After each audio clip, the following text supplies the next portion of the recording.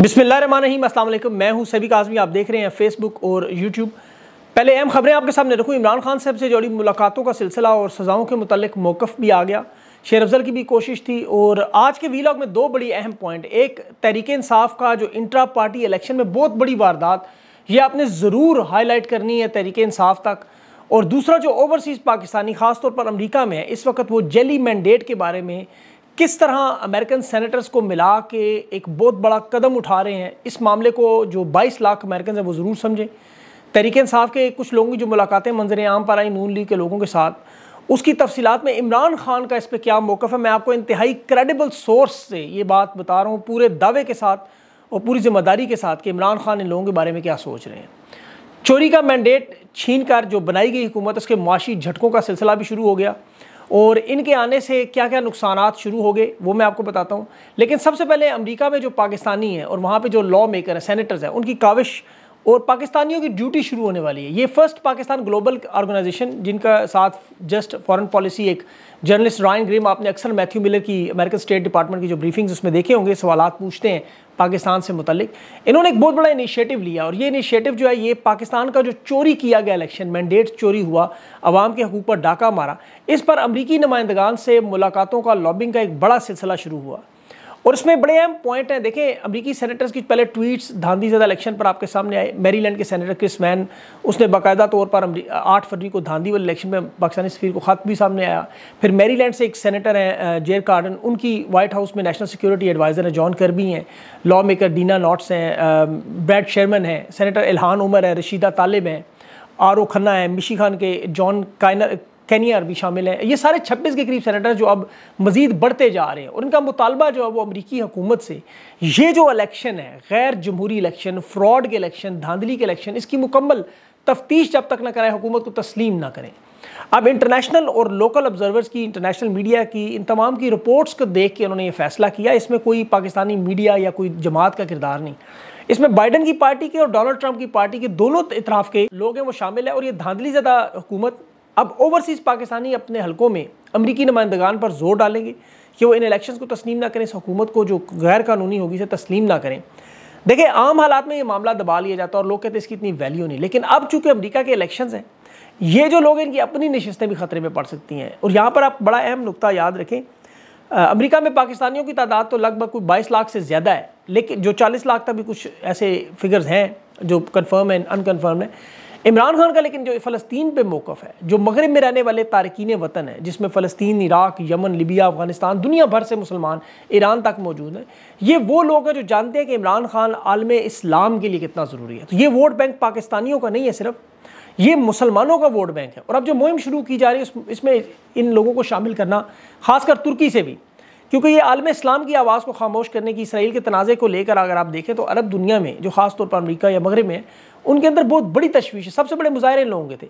तो अब बाइडन हुकूमत का मौक़िफ़ तो आप सुन चुके हैं। जिन्होंने बेलारूस में इलेक्शन हुए उस पर एतराज़ है, वेनेजुएला में हुए उन्हें बड़ा एतराज़ है, लेकिन पाकिस्तान में जहाँ धांधली 500% ज़्यादा इन ममालिक से हुई और सहूलतकार पाकिस्तान की आवाम को काबू नहीं कर सके, तो अब अमरीका जो जमहूरियत का चैम्पियन है, जिन्होंने कभी अपनी हुकूमत पर इल्ज़ाम नहीं आने दिया कि इन्होंने वेनेजुएला और बेलारूस और इनकी गैर कानूनी हुकूमतें मान ली, वो अफगानिस्तान को आज तक नहीं मान रहे, तो पाकिस्तान के इंतखाबात को तस्लीम करने से ये जो सेनेटर्स हैं इनका सियासी कैरियर भी ख़त्म हो जाए अगर ये पाकिस्तानी के साथ ना खड़े हुए।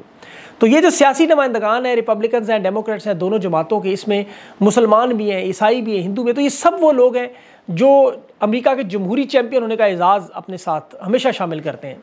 जमहूरियत पर जहाँ कदम लगे ये बोलते हैं। और ये सिर्फ पाकिस्तान पर नहीं, ये फ़लस्तीन के तनाज़े पर बड़ा खुल के बोले, लोगों की बड़ी बुलंद आवाज़ है। और कौमी सलामती में देखें, ये सबसे पहले अमेरिका की कौमी सलामती को तो रखते हैं मलूज़ खातिर, लेकिन जमहूरियत, आज़ादी, इज़हार राय और अवाम की हुकूमत, अमेरिका, मगरब, कनाडा, ये तमाम, मैं इनकी पॉलिसीज़ की बात नहीं कर रहा, मैं इनफरादी सतह पर लोगों के ज़मीर की बात कर रहा हूँ। और यही बात इमरान खान बार बार करते रहे, तहरीक इंसाफ करती रही कि ये अमेरिका से मदद नहीं मांग रही, अमेरिका को अब दुनिया के मंशूर पर चलने की बात करते हैं। अब जो अमेरिकी मीडिया आवाज़ें उठा रहा है, ये भी उसी नज़रिए का तसलसल है। जो जस्ट फर्स्ट ग्लोबल और फॉरेन पॉलिसी, ये दो इदारे जो हैं, इसमें रायन ग्रिम और फर्स्ट ग्लोबल के डॉक्टर उस्मान हैं, इनसे मैं इंशाल्लाह इंटरव्यू करूँगा आज या कल, आप देखिएगा। इन लोगों ने मिलकर एक लेटर जारी किया जो मेरी उम्मीद है कि अमेरिका में जो मौजूद पाकिस्तानी इसे ज़रूर देखें और इसे बराए मेहरबानी शेयर ज़रूर करें। इसे बाकायदा तौर पर अमरीकियों को अपने हल्के में जो उनके मौजूद नुमाइंदगान हैं उनसे रब्ता करने के लिए एक पूरा सिस्टम बनाया कि एक वेबसाइट है actionnetwork.org के नाम से, ये स्क्रीन पर भी शायद नाम यहाँ चल रहा होगा। इसमें जो आप अपना नाम, पता, ईमेल एड्रेस लिख के यहाँ बाकायदा तौर पर इस मुहिम का हिस्सा बन सकते हैं। जो मुहिम चलाने वाले, लीड करने वाले 2 सेनेटर्स हैं, एक क्रेग कॉर्कस जो टेक्सास के सेनेटर, एक पेंसिल्वेनिया से सूजन वाइल्ड।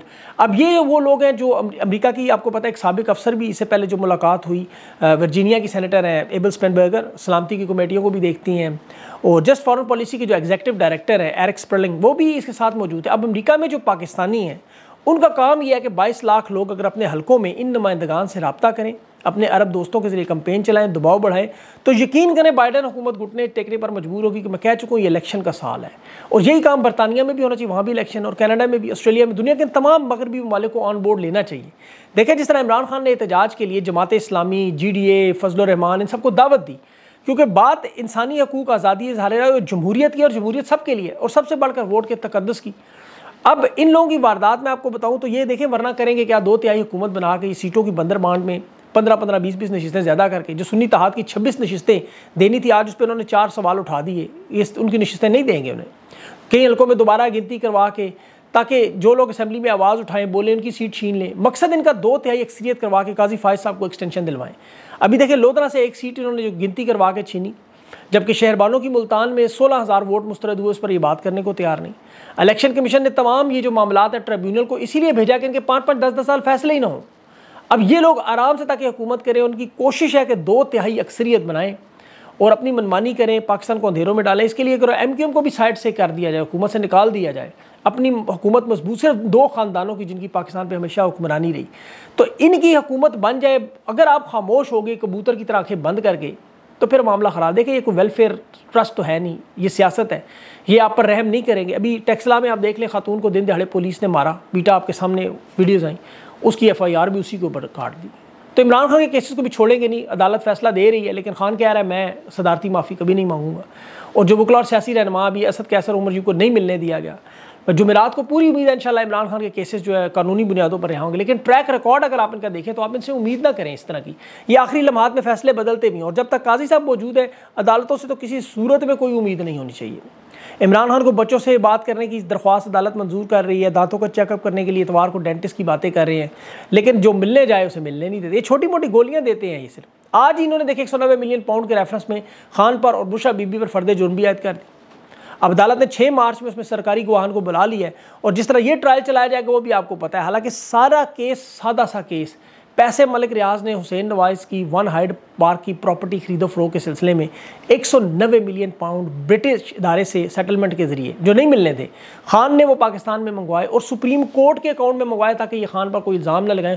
उसके बावजूद केस, और केस क्या है जी, वजारत उज़्मा का खान ने इस्तेमाल किया। ये पैसे सुप्रीम कोर्ट के दिए, वजारत उसमें उज़्मा कहाँ से आ गई? मलिक रियाज का 460 अरब का केस तो सुप्रीम कोर्ट के साथ चल रहा है। अब मलिक रियाज और सुप्रीम कोर्ट का मामला है, इसमें इमरान खान और मलिक रियाज का मामला तो नहीं था। इमरान खान ने इस केस में देखे नज़रअंदाज हो ही नहीं सकते थे। ये बरतानवी अदालत का पूरा फैसला मौजूद है। एक ट्रस्ट अकाउंट को जिसे खान और उसके ख़ानदान को कोई फ़ायदा ही नहीं, खैराती इदारे से, जैसे शौकत खाना में। अब ये मलिक रियाज पर दबाव डालने के लिए देखें बैरिया टाउन के 762 मिलियन पाउंड का जुर्माना इन्होंने लगा के पूरे लाहौर की बिजली बंद कर दी। लाहौर आपको पता है इस वक्त जनरल रानी के कब्जे में है, और ये सिर्फ इसलिए कि मलिक रियाज पर दबाव डालें कि वो वादा माफ गवाह बन के खान के सामने आए। और ये सियासी इंतकाम का आखिरी केस है, ये बात याद रखिएगा। बाकी तमाम केसेस जो वज़ीर समात इस्लामाबाद हाई कोर्ट में, और इंशाल्लाह इस हफ्ते में सारे फैसले आना शुरू हो जाएंगे। और इन लोगों ने देखे सियासत और असेंबली हाईजैक नहीं की, बल्कि बंदूक और बदमाशी के जरिए अदलिया समेत तमाम सिविल इदारों पर भी कब्जा है। आप तमाम इदारों के चेयरमैन उठा के देख लें, आपके सामने सारा मामला खुल जाएगा। अब इंट्रा पार्टी की बात करूँ, बड़ा अहम मामला, और पार्टी में सबसे पहले एक याद रखें, गद्दार निकल चुके, इसमें कोई शक नहीं, लेकिन मुनाफिक मौजूद है, ये ज़हन में रखिएगा। अभी जो आपको बहुत से लोगों की वीडियोज़ आ रही हैं, और ये मैं आपको खबर दे रहा हूँ बड़े करीबी ज़राए से, खान के, मैं नाम नहीं अब बता सकता, लेकिन खान को शदीद अफसोस, ये जो असेंबली में जाके नून लीग के लोगों को मुबारकबादें दे रहे हैं, गले मिल रहे हैं, उनके साथ खुशियों में शरीक हो रहे हैं, सेलिब्रेट कर रहे हैं बाकायदा। मैं आपको बड़े वसूख से कह रहा हूँ कि खान इन सब लोगों से शदीद नाराज़। अब ये लोग आपको वजाहतें तो देते हैं जी, हमारे घर टूटे, हमने कुर्बानियाँ दी, अब हम इलेक्शन जीत कर आए हैं, तो क्या इसका मतलब खुशियाँ मनाएं आप? कल तो आप प्रोटोकॉल भी इंजॉय करेंगे, खामोशी से असेंबली में भी बैठ जाएंगे। ये खान के नाम के सदक़े पे वोट मिले हैं तो चीखो पुकार के लिए मिले हैं आपको, लोगों के हक़ के लिए। तहरीक इंसाफ के आप देखिए, किसी के घर में ताज़ियत करने जाना, अफसोस करना, दुआ करना समझ आता है, लेकिन ये नशिस्तों से उठकर जाके गले मिलना, जफ्फियाँ डालना, खाने खाना, हंसना मुस्कुराना उन लोगों से जिन्होंने नाजायज़ तरीके से आपके साथ न हुकूमत गिराई बल्कि जुल्म सितम का बाजार गर्म किया, ये कारकुनों को जो इंजाम है, 10,000 से ज़्यादा तहरीक इंसाफ के लोग जेलों में, ख़वातीन जेलों में, इमरान खान जेल में, और आपको मशरकी रवायात याद आ गई बड़ी, आपको दीन पे अमल करना इतना, जो आपको ज़ाती तल्लुकात है आप इनसे मिले, लेकिन सरेआम इस तरह लोगों का मजाक उड़ाना, उनके सीने छल नहीं करना। देखिए ज़ाती हैसियत में आप जो मर्जी करें, लेकिन आज आप खान के नाम का वोट लेकर आए, आपको कोई हक नहीं कि इस मैंडेट की तौहीन करें, इसका मजाक उड़ाएं। जिनके हाथों बीमार हुए उनसे दवा लेने चले जाएं। मशरकी रवायात हम सब जानते हैं कितनी मुकद्दम है, कितने आप दीन पर चलते हैं, ये भी सब जानते हैं। ये मुनाफकत का दर्जा है, हाथ मिलाना तो कोई बुरी बात नहीं, लेकिन जिस अंदाज में ये सेलिब्रेशन थी, खुशियाँ थी, वो यकीनन रॉन्ग नंबर्स में आता है। और क्योंकि देखें कल ये लोग शहबाज गिल को ताने दे रहे कि यहाँ आके करे, वहाँ बैठ के बातें करता है, अभी यही लोग आपको खामोश होकर नशिस्तों पर प्रोटोकॉल भी इंजॉय करते नजर आएगा। मैं वो चीफ विप आमिर डोगर साहब की वीडियो देख के हैरान हो गया कि जी बड़ी कुर्बानी है उनकी, इसमें कोई शक नहीं, माली नुकसान बड़ा करवाया उन्होंने, कैदें काटी हैं, सब कुछ किया, लेकिन उसका अपने बकरी ने दूध दिया, मेंगने डाल दिया। आप अता तारुल मलिक अहमद खान से खाना खा रहे हैं बैठ के, ये आप कौम को पैगाम क्या देना चाह रहे हैं कि खान इन लोगों से हाथ नहीं मिलाना चाहता। आप लोग जितने आए हैं इनमें से सब खान के नाम के वोट का खुद मानते हैं।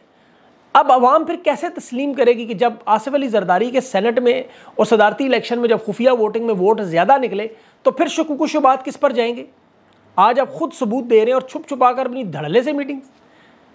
ये अब इनफरादी अमल आपका नहीं है, ये इज्तिमाई अमल है। ये तहरीक इंसाफ की आप नुमाइंदगी कर रहे हैं, इमरान खान की नुमाइंदगी कर रहे हैं। और एक ऐसे हालात में देखें अवाम पहले नाराज़ है कि लोग एहतजाज नहीं कर रहे, तो आप उन्हें सबूत प्रोवाइड कर रहे हैं कि हम एहतजाज इसलिए नहीं कर रहे, सड़कों पर ये लोग रोकते हैं आने से कि 9 मई के ड्रामे का डर लगा हुआ जी दूसरा 9 मई हो जाएगा। हालांकि ज़ाती तौर पर ये सब कर रहे हैं। इस अमल की मैं तो शदीद मुखालफत भी करूँगा और नापसंदीदा अमल है, और ख़ान ने भी इसको सख्त यकीन कर रिजेक्ट किया है। कल हम लोग ना राना सुनालो के साथ बैठ जाए तो बात बनती है, हमारा तो तहरीक इंसाफ से कोई तल्लुक नहीं, लेकिन ये खान के नाम पर वोट लेकर आए हैं। इनकी तो कोई ऐसी सहाफ़ती जिम्मेदारी नहीं कि इन सबके साथ बैठना है, सबका मौक़िफ़ पेश करना है।